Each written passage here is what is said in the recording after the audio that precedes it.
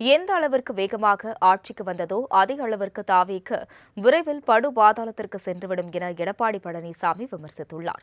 இன்று சட்டப்பேரவை தொடங்கியதும் முதலமைச்சர் 110 விதியின் கீழ் புதிய அறிவிப்புகளை வெளியிட்டார். இந்த நிலையில் சவுதி அரேபியாவில் துப்பாக்கி சூட்டில் உயிரிழந்த மீனவரின் உடலை தமிழகம் கொண்டுவர நடவடிக்கை எடுக்க வேண்டும் என அதிமுக உறுப்பினர்கள் OS மணியன், அக்ரி கிருஷ்ணமூர்த்தி உள்ளிட்டோர் கவனஈர்ப்பு தீர்மானம் கொண்டுவர முயன்றனர்.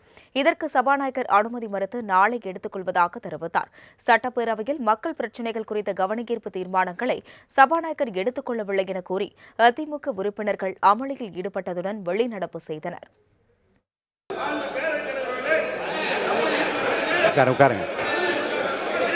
சரி,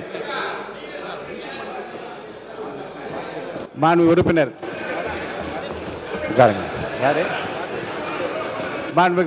கார்த்திகேயன் உட்காருங்க. கார்த்திகேயன் உட்காருங்க. உட்காருங்க உட்காருங்க உட்காருங்க உட்காருங்க. உறுப்பினர் கார்த்திகேயன், உறுப்பினர் உட்காருங்க. உறுப்பினர் உட்காருங்க.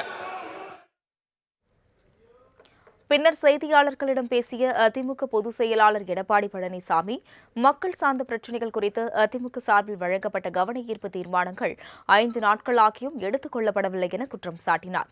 மயிலாடுதுறை மீனவர் உயிரிழந்த விவகாரத்தில் உடலை தமிழகம் கொண்டு வருவதுடன் காயமடைந்த மீனவர்களுக்கும் உரிய உதவிகளை வழங்க வேண்டும் என வலியுறுத்தினார்.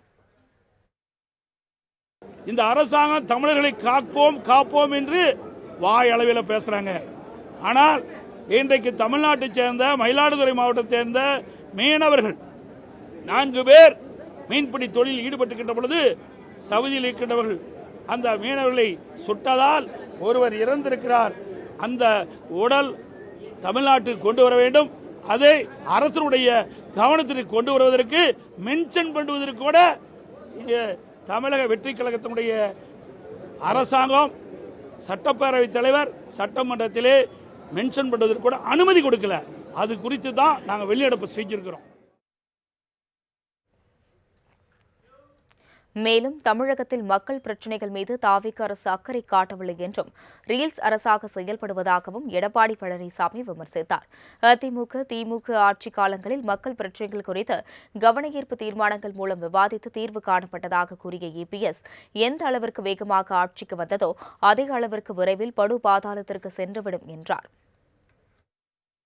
ஒண்ணுமே இந்த கவர்மெண்டே நடக்கலையே, எல்லாம் ரீல்ஸ் மாதிரி தான். எல்லாம் ரீல் விட்டுக்கிட்டு புகடல வரும்போது கத்துறாங்க. எது கத்துறானே தெரியாத கத்துறான்.